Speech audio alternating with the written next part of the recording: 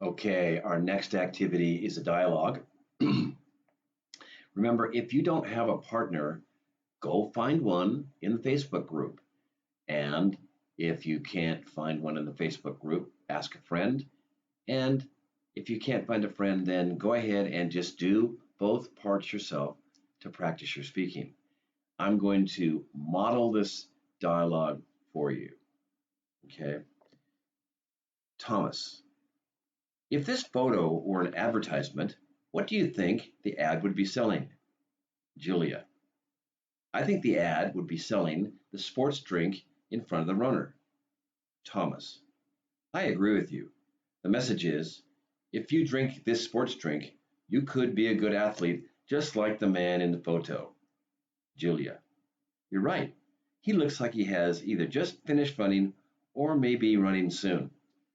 Thomas, do you think you would choose to drink this sports drink after seeing this advertisement? Julia, I'm not sure. I would want to know more information before making a decision about the drink. Thomas, what kind of information? Julia, what are the ingredients in the drink?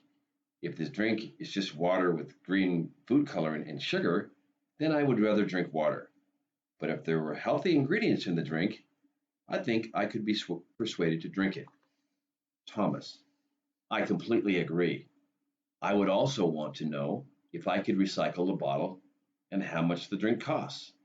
If it's more than a certain price, I'm not paying for it. Julia, great questions.